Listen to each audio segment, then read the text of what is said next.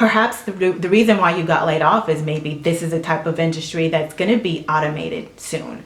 Maybe they're transitioning into AI, and so there's no need for actual human beings to work these jobs. So you might want to really think about that. I know I have a degree in journalism, and I'm huge into writing, and I wanted to be a copywriter, copy editor. I wanted to do all that. I wanted to be a freelance writer, but I realized that these jobs are actually getting taken over by by apps like, ChatGPT. Now you don't even need to be a human to be a creative writer anymore. It's crazy, right? If you're in a position right now where you don't know how stable your job is, and you're concerned that you could be let go any day now, maybe your company is doing layoffs, or maybe you work for the government right now. I'm Valerie with Finance Tea, giving you all the tea on personal finance, and I am here to give you a game plan so that if you get let go from your job, you're prepared.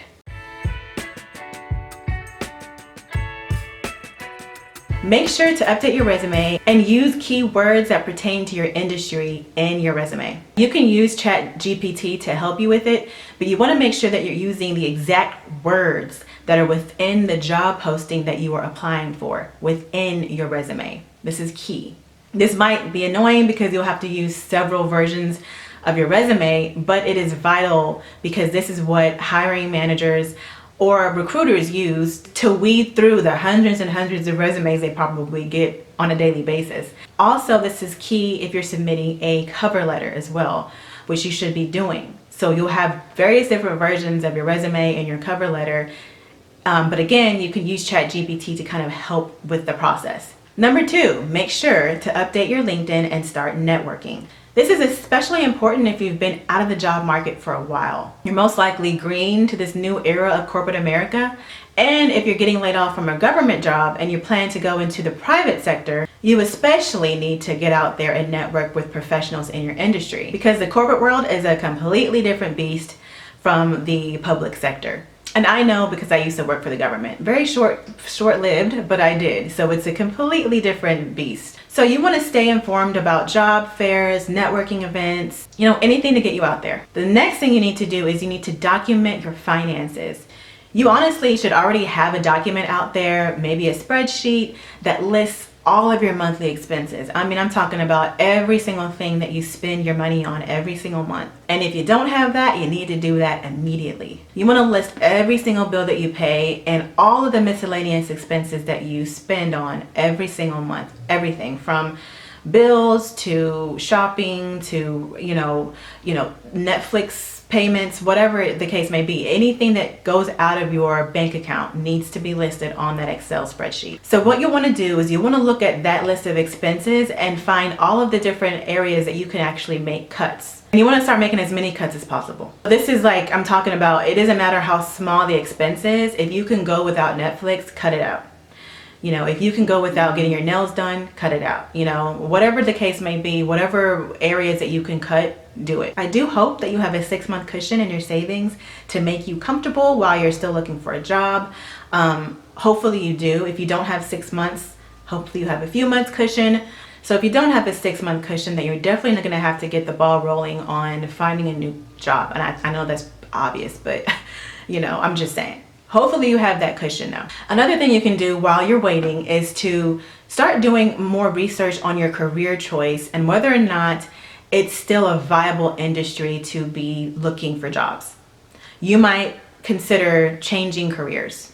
So like for instance, you might be in tech right now and you know that industry is experiencing mass layoffs.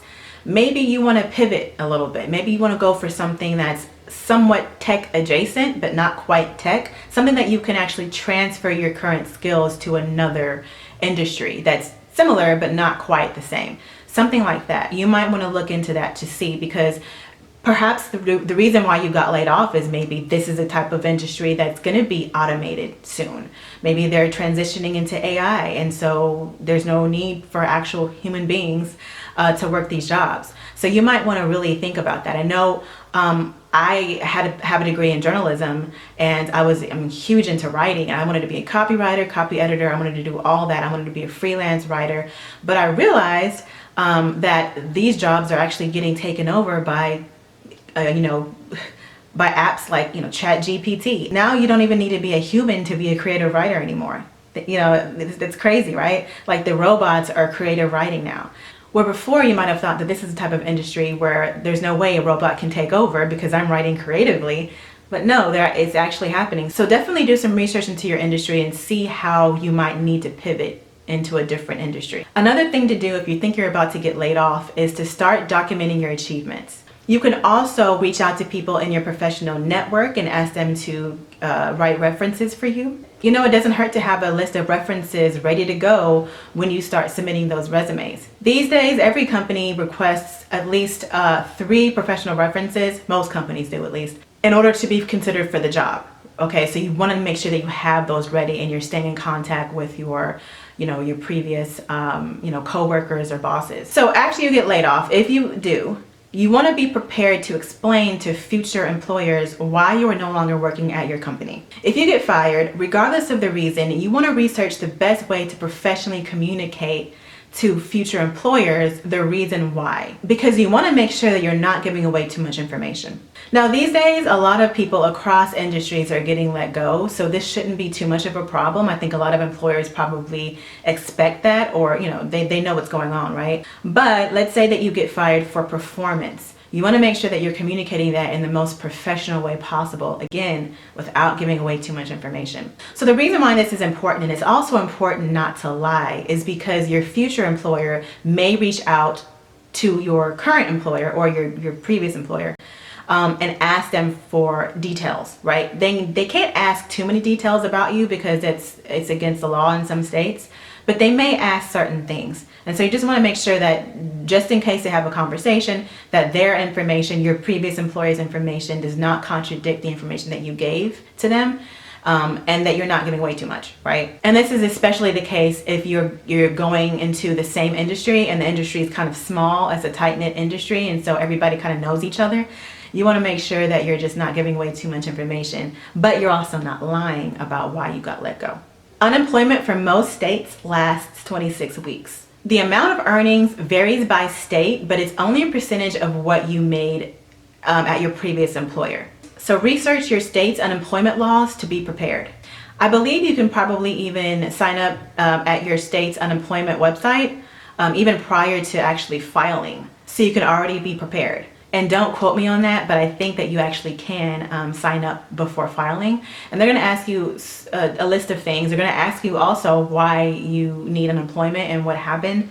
So again, make sure that you're honest about things depending on the reason why you got let go. Just be honest. Let me know in the comments if you're in this position. I know I've been in this position a few times, so I know the feeling very well. I know the feeling.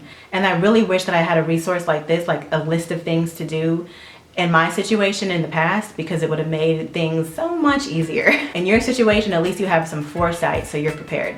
But if you like this video, give it a like, subscribe if you want more content about personal finance, hit the bell to be notified when I drop my next video, help your girl out, and until next time, y'all, bye.